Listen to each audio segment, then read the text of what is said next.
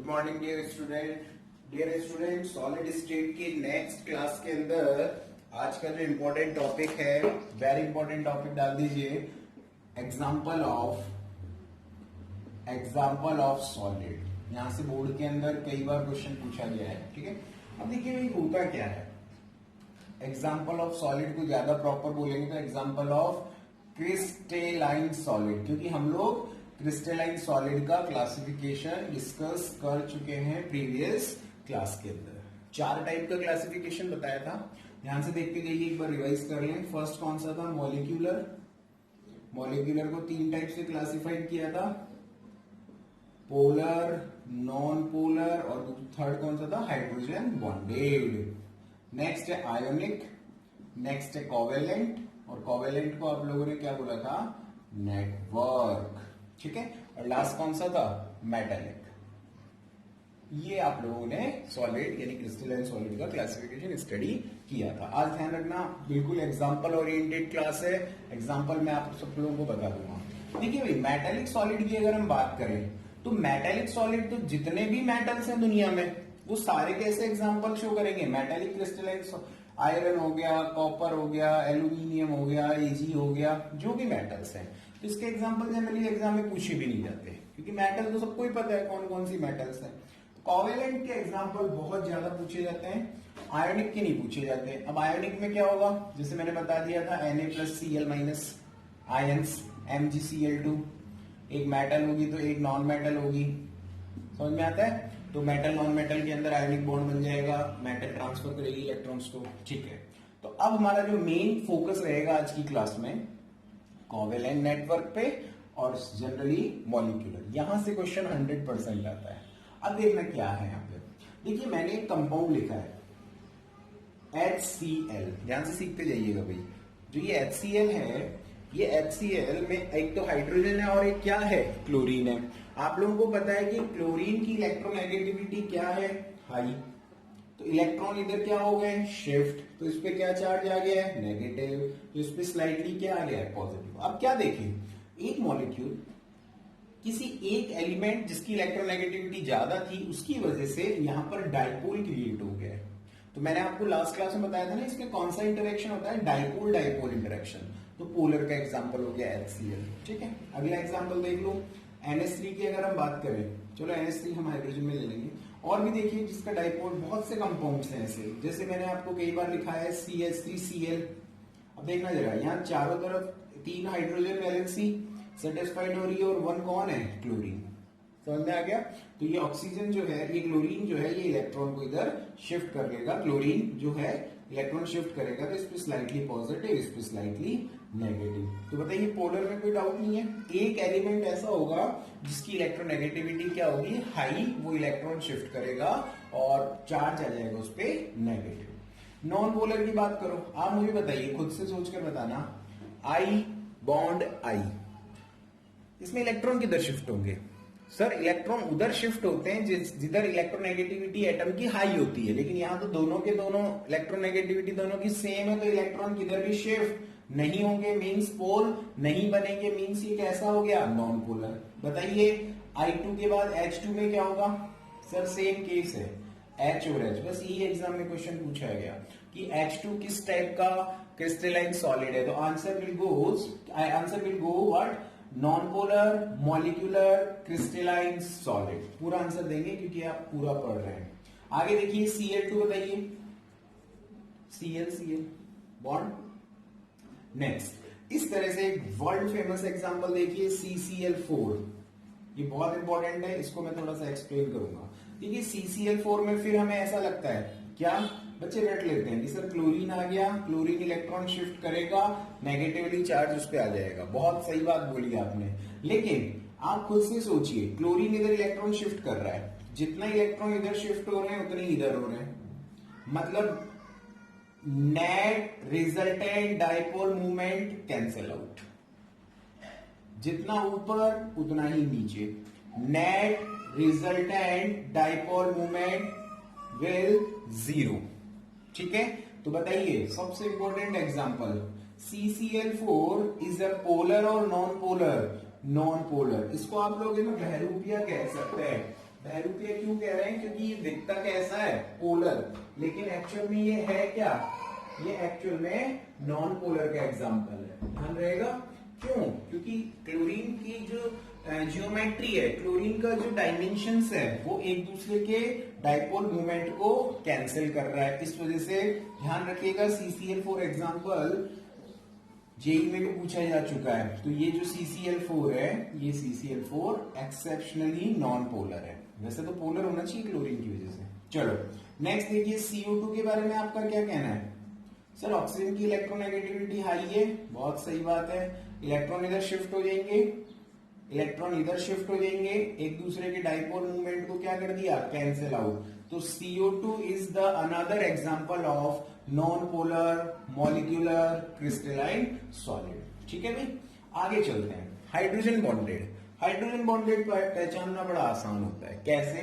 ध्यान रखिएगा, hydrogen bonded जो होंगे उसमें एक तो हाईली इलेक्ट्रोनेगेटिव एलिमेंट होंगे, जैसे fluorine, oxygen, nitrogen. 11th class के अंदर आप लोगों ने हाइड्रोजन बॉन्ड पढ़ चुके हैं ना, तो अभी ज्यादा प्रॉब्लम नहीं आएगी आपको पढ़ने में। और ये तीनों एलिमेंट किसके साथ अटैच हों? हाइड्रोजन के साथ।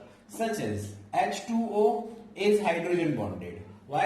Because oxygen is highly electronegativity element and hydrogen is present, H2O. बताइए क्या होगा? HF. HF is another example of hydrogen bonded molecular crystalline solid. NH3 ammonia, ammonia आपने पढ़ा है बचपन में 11th क्लास में, NH3 भी हाइड्रोजन बॉन्ड बनाता है। तो कोई भी हाईली इलेक्ट्रोनेगेटिव एलिमेंट आ जाए और उसके साथ कौन आ जाए? हाइड्रोजन आ जाए, तो वो क्या होंगे? Hydrogen bonded. ध्यान रहेगा भाई। नेक्स्ट लास्ट देख लो, ये बड़ा इंटरेस्टिंग है और इंपॉर्टेंट भी है। देखो इसमें एक तो डायमंड आएगा, कार्बन और उसके एलोट्रॉप्स आ जाएंगे, ग्रेफाइट आ जाएगा, इंपॉर्टेंट है, ध्यान रखिएगा। तो डायमंड आ गया, ग्रेफाइट आ गया कोवेलेंट के अंदर, ठीक है। इसके अलावा सबसे क्वार्ट्ज आ जाएगा, SiO2। मतलब कार्बन और सिलिकॉन फैमिली के जो मेंबर हैं, जैसे SiO2 में आपको पढ़ाया गया था ना, तो ये इंपॉर्टेंट एग्जांपल जो एग्जाम में पूछा गया था, quartz is this type of solid, तो ये कोवेलेंट हो जाएगा, ठीक है। एक इंपॉर्टेंट एग्जांपल लर्न करें, ALN। मैंने स्टार्टिंग में जब चैप्टर स्टार्ट किया था वहां भी ये बात की थी, ALN which type of solid? Covalent. तो ये एग्जांपल्स का थोड़ा सा आपको यहां पर आइडिया रखना ही पड़ेगा, ये कंपलसरी हो गया आपके लिए, अदरवाइज आप क्वेश्चंस नहीं कर पाएंगे, ध्यान रखिएगा भाई। तो बहुत आसान है, ऐसा नहीं है कि मैं बहुत ज्यादा आप लोगों को कोई स्पेशल चीज पढ़ रहे हैं हम लोग, लेकिन आप लॉजिकली सोचेंगे, रटेंगे नहीं। मैंने देखा है जनरली टीचर्स बोल देते हैं हाँ भाई इनको याद कर लेना, व्हाट डज इट मीन याद कर लेना, ठीक है। ये कोई मंत्र तो है नहीं कि इनको याद करने, सिंपल सा कंसेप्ट ध्यान रखना। कोवेलेंट के अंदर एक तो कार्बन से एसोसिएटेड और सिलिकॉन, क्योंकि कार्बन सिलिकॉन एक ही ग्रुप के मेंबर है, तो ये आ गया आपका कार्बन सिलिकॉन से रिलेटेड, ध्यान रहेगा। इसके अलावा ALN एल्यूमिनियम नाइट्राइड जो है वो भी इसका एग्जांपल है, ठीक है। डायमंड हो गया, ग्रेफाइट हो गया, ये तो पता ही था आपको, ग्रेफाइट तो एक्सेप्शन था ना इस केस का। क्या एक्सेप्शन था?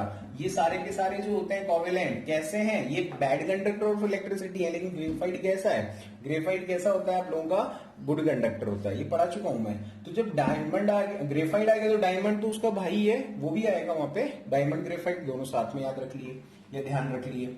हाइड्रोजन बॉन्डेड में क्या करना है? कितना इंटरेस्टिंग है, इन तीनों में से कोई एक मिले और हाइड्रोजन मिले, ठीक है। नॉन पोलर में ध्यान रखना है सेम टाइप के मिल जाए, जैसे H2, Cl2, N2, CCl4, CO2, ये सारे याद रहेंगे आपको। स्पेशल एग्जांपल चला गया यहाँ पे CCl4। और पोलर में तो कोई प्रॉब्लम ही नहीं है। हाँ, बच्चों का कंफ्यूजन देखिएगा, बच्चे ये बोलते हैं सर यहाँ भी इलेक्ट्रॉन शिफ्ट होते हैं प्लस माइनस, यहाँ भी, मैं बता चुका हूँ ये बात, यहाँ स्लाइटली शिफ्टिंग होती है, डेल्टा वर्ड यूज होता है, और वहां पर हम लोग कंप्लीट ट्रांसफर करते हैं इलेक्ट्रॉन्स का। तो आई थिंक सो ये एग्जाम्पल ऑफ सॉलिड आप लोगों के लिए कोई बहुत बड़ी बात नहीं रही है, आप कर लेंगे, ठीक है। हटा दूं मैं इसको, ठीक है। इसे आप लोग जरूर नोट कीजिएगा और कोशिश कीजिए आप इसे बार बार रिवाइज करें, तो ये आपको कंफर्म हो जाएगा। अब देखिए एक नेक्स्ट टॉपिक देखते हैं, यूनिट सेल। बहुत आसान और इंटरेस्टिंग टॉपिक है। ये आपका घर है और आप लोगों का घर जो है वो एक बेसिक यूनिट से मिलकर बना है। हम बचपन में ऐसा ही घर बनाते थे, ड्राइंग का पेपर जब होता था, यहाँ विंडो लगा देते हैं, ये हो गया डिजाइन और ये आपका रास्ता, ये आपका घर है। लेकिन आप लोगों का जो घर है उस घर के अंदर अगर हम देखें तो इसकी फंडामेंटल यूनिट क्या है? ब्रिक्स। ईंट ही तो है, जिस ईंट से आपने बनाया है उसी का तो रिपीटेशन किया है आपको थ्री डायमेंशनली। आपका जो रूम है वो किसका, उसकी फंडामेंटल या स्ट्रक्चरल यूनिट क्या है? ब्रिक ही तो है, ईंट है, ठीक है। तो ऐसे ही जो क्रिस्टल होता है, क्रिस्टल, इस क्रिस्टल की जो फंडामेंटल यूनिट होती है उसको बोलते हैं unit cell. Fundamental unit which are represented, या फिर यू लिख दो which are repeated in three dimensionally. Three dimensionally अगर किसी यूनिट सेल को आप रिपीट करे रहे तो उससे जो पूरा स्ट्रक्चर बन जाएगा वो क्या बन जाएगा? क्रिस्टल। तो क्रिस्टल जैसे ब्रिक होता है ना, वैसे यूनिट सेल होता है। समझ में आ गया? ठीक है। अब ये जो यूनिट सेल, अब ये कोई नहीं पूछेगा आपसे डिफाइन यूनिट सेल 5 मार्क्स। ऐसे फालतू क्वेश्चन बोर्ड में नहीं आते, कंपटीशन में नहीं आते, ठीक है। तो इसकी डेफिनेशन आप खुद क्यों नहीं लिख सकते? आप भाई अब आप लोग है ना अपने नोट्स खुद भी बना सकते हैं, ठीक है। अब मैं देखता हूं जनरली यहाँ पे क्या होता है, कुछ टीचर बच्चे डिमांड करते हैं कि sir what is the unit cell, please give me definition. Definition क्या लिखी है इसकी? Unit cell is a fundamental and structural unit of a crystal. ये समझ में आ गया क्या है इसका मतलब, है ना, क्रिस्टल। और क्या लिख सकते हैं इसमें? When it repeated, when unit cell is repeated in three dimensionally it gives a huge crystal या अ होल क्रिस्टल। अब बताओ, अब इसमें कोई बड़ी बात है क्या? कंसेप्ट सीखने के बाद लैंग्वेज लिखना बहुत मुश्किल होता है क्या?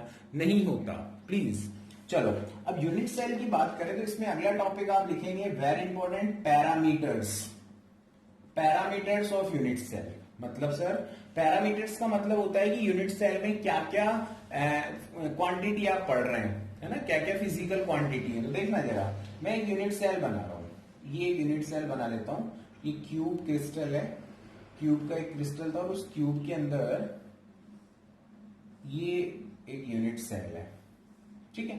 अब अगर ये पार्टिकल जो होते हैं, ये जो पार्टिकल्स हैं जिनसे यूनिट सेल बनी होती है उनको बोलते हैं लैटिस पॉइंट या फिर यूनिट सेल पॉइंट। अलग अलग बुक्स में इसको अलग से नाम दिया जाता है। इसको बोलते हैं लैटिस पॉइंट, बोल दीजिए आप लोग। ये लैटिस पॉइंट है। इस लैटिस पॉइंट को पकड़ लिया मैंने एक को। अब मेरे को एक बात बताइए, इस लैटिस पॉइंट और इस लैटिस पॉइंट के बीच में एक डिस्टेंस नजर आ रही है कि नहीं आ रही? बिल्कुल आ रही है, सभी में एक डिस्टेंस है। तो एक पैरामीटर तो यही हो गया, मतलब इसको एज बोलते हैं, है ना, EDGE, एज लेंथ हो गया ये। एक पैरामीटर तो क्या हो गया? Edge length. इसको ए बोल दो, इसको बी बोल दो, इसको सी बोल दो। कोई सा भी क्रिस्टल का ये लैटिस पॉइंट ले लो आप, ये वाला ले लो, ये रही इसकी एज लेंथ। जैसे मैं आपको अगर आपके रूम को दिखाऊं तो रूम में कॉर्नर्स पकड़ लो, तो जितने भी कॉर्नर्स हैं वो ये कॉर्नर रहे। कॉर्नर्स है तो कॉर्नर क्या है आप लोगों के? वो आप लोगों के हैं लैटिस पॉइंट। और एक कॉर्नर को दूसरे कॉर्नर से जो लाइन सी मिला रही है ना, वो मैच कर रही है, उसको हम लोग बोल देते हैं एज लेंथ, ABC, ठीक है। अब आप एक चीज और देख रहे होंगे, एज लेंथ के बीच में ये एंगल्स भी हैं। अच्छा, कई बुक्स में इसको एक्सियल लेंथ भी बोला जाता है, तो कंफ्यूज नहीं होना। शायद कई बुक्स हैं ऐसे रेफरेंस बुक जिसमें इसको एक्सियल लेंथ बोला है, तो वो एक ही बात है। एज लेंथ भी ठीक है।